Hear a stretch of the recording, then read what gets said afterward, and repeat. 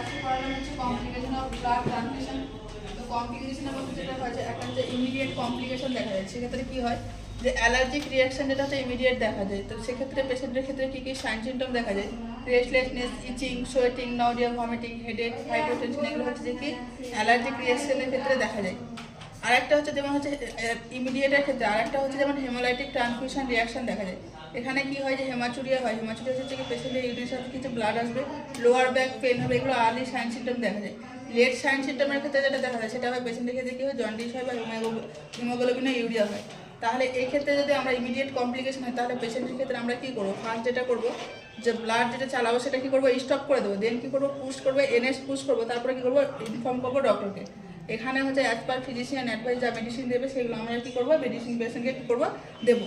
দেন হচ্ছে এখানে যেহেতু হচ্ছে অ্যালার্জিক রিয়াকশন দেখা যাচ্ছে তাহলে কী করবো আমরা যে স্যাম্পল কালেক্ট করবো urine and blood from culture test, কালচারে টেস্ট করতে পাঠাবো যে কী জন্য কী প্রবলেমের জন্য আইডেন্টিফাই করবো সেটা। আর যেটার সাথে ব্লাড যে ব্লাডটা হচ্ছে যে বাকি ব্লাডটা থাকবে সেটা কী করবো আমরা চেঞ্জ করবো ব্লাড ব্যাঙ্কে উইথ হচ্ছে ডকুমেন্ট সেটা। আর যেটা ব্লাড সেট থাকবে বিডি সেট থাকবে সেটা কী করবো আমরা ল্যাবে পাঠাবো টেস্টের জন্য। তো এটা গেল যে ইমিডিয়েট কমপ্লিকেশনের ক্ষেত্রে অ্যালার্জিক রিয়াকশন আর হচ্ছে যে হেমোলাইটিক ট্রান্সফিউশন রিয়াকশনের ক্ষেত্রে আমরা কী ট্রিটমেন্ট করবো। দেন হচ্ছে যে কি হাইপোক্যালসেমিয়া। হাইপোক্যালসেমিয়া কী হয়, হাইপোক্যালসিয়াম মানে হচ্ছে যে সিরামে হচ্ছে ক্যালসিয়ামের লেভেলটা কমেছে। কেন কমছে, এখানে আমরা যে প্রিজার্ভ করি ব্লাডটা সেখানে কি থাকে সোডিয়াম সাইট্রেট থাকে, সেই সোডিয়াম সাইট্রেট হচ্ছে যে কী হচ্ছে ফ্রি ক্যালসিয়াম কী করছে বাইন্ড করছে সাইট্রেটের সাহায্যে, এখানে কি করছে টিটানি ডেভেলপ করছে আর হচ্ছে ক্যালসিয়ামিয়া হচ্ছে। তো পেশেন্টের ক্ষেত্রে যেমন হচ্ছে সাইন সিমটম দেখা যায়, পেশেন্টের ক্ষেত্রে কী কী সাইন যেমন ফেসিয়াল মাসাল স্পাজম হবে, পজিটিভ ডোমেস্টিক সাইন, বা হচ্ছে যে ফোরাম হচ্ছে যে কী হচ্ছে কি স্পাজম হবে, যেমন হচ্ছে যে ট্রাউজিসের সাইন। তারপরে হচ্ছে যে যেমন হচ্ছে প্রায়োরিটি আমরা কী করবো এখানে ফার্স্ট হচ্ছে যেটা হচ্ছে যে ব্লাড ট্রান্সফিউশনটা কী করবো পেশেন্টের ক্ষেত্রে স্লো করে দেবো, ইনফর্ম করবো ডক্টরকে ইনফর্ম করবো। আর এখানে হচ্ছে যে কি যে হাইপোক্যালসিয়াম হলে সেক্ষেত্রে আমরা অ্যাডমিনিস্ট্রেশন করবো, কী করবো হচ্ছে ক্যালসিয়াম গ্লুকোনেট কী করবো অ্যাডমিনিস্টার করবো। তো এটা গেল যে ক্যালসিয়ামিয়া।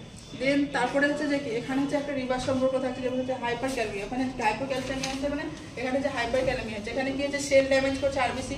অ্যারিথমিয়া হচ্ছে যেমন ইরেগুলার হচ্ছে হার্টবিট আসছে, এখানে উইকনেস হচ্ছে পেশেন্টের ক্ষেত্রে, অ্যাবডোমিনাল ডিস্টেনশন হচ্ছে, অ্যাবডোমিনাল ক্র্যাম্পস হচ্ছে, ডায়রিয়া হচ্ছে, এখানে পেশেন্টের ক্ষেত্রে এই সমস্ত সাইন সিমটমগুলো দেখা যায়।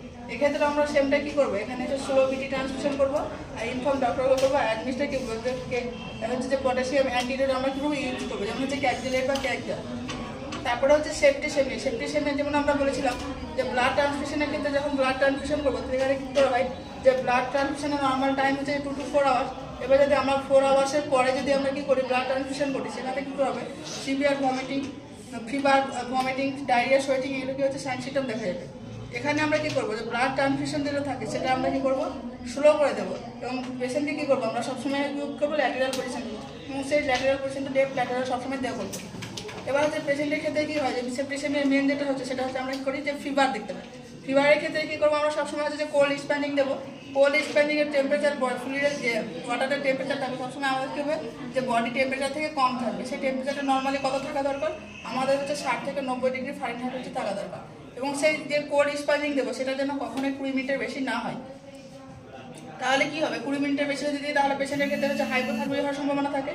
আর হচ্ছে যে কোল্ড স্প্যানিং হচ্ছে টার্মিনেট করবো যখন হচ্ছে পেশেন্টের দেখবো যে টেম্পারেচার 101 ডিগ্রি ফারেনহাইট থেকে কমে গেছে, তখন আমরা কী করবো যে আর কোল্ড স্প্যানিং দেবো না।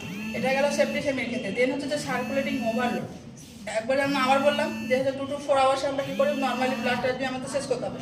তাহলে আমরা যদি কী করি 2 আওয়ার্স আগে যদি চালিয়ে দিই তাহলে কী হবে পেশেন্টের ক্ষেত্রে সার্কুলেটিং ওভারলোড দেখা যাবে। সেই সার্কুলেটিং ওভারলোড হলে পেশেন্টের কী করবো ফার্স্ট ট্রিটমেন্টের ক্ষেত্রে আমরা কী করবো ব্লাড ট্রান্সফিউশনটা স্লো করে দেবো। পজিশন কী করবো আমরা সবসময় কী করবো আপরাইট, আর হচ্ছে ফিট কী করবো যে ফিট করবো ডিপেন্ডেন্ট পজিশন, আপরাইট পজিশন দেবো পেশেন্টকে এবং হচ্ছে ডক্টরকে ইনফর্ম করবো। এটা গেল হচ্ছে সার্কুলেটিং ওভারলোডের ক্ষেত্রে। আর যেটা হচ্ছে যে আয়রন ওভারলোডটা কখন হয় যখন হচ্ছে এটা হচ্ছে ডিলে কমপ্লিকেশন পরবর্তীকালে দেখাচ্ছে, যেমন হচ্ছে কি বারবার যদি due to recurrent blood transfusion বারবার যদি ব্লাড ট্রান্সফিউশন করা হয় তাহলে পেশেন্টের ক্ষেত্রে কী কী সাইন সিমটম দেখা যায়, যেমন হচ্ছে constipation, nausea, vomiting, fatigue, joint pain, abdominal হচ্ছে পেন, জেনারেলাইজড হচ্ছে উইকনেস, ল্যাক অফ হচ্ছে সেক্সুয়াল ড্রাইভ, এগুলো হচ্ছে কি সব সাইন সিমটম দেখা যাবে। এক্ষেত্রে আমরা কী করবো পেশেন্টের ক্ষেত্রে হচ্ছে যে এখানেও কী করবো আমরা অ্যান্টিডোট ইউজ করবো। সেক্ষেত্রে কি অ্যান্টিডোট ইউজ করবো ডেসপিরাক্সামাইন হচ্ছে যে আমরা কী করবো অ্যান্টিডোট ইউজ করবো।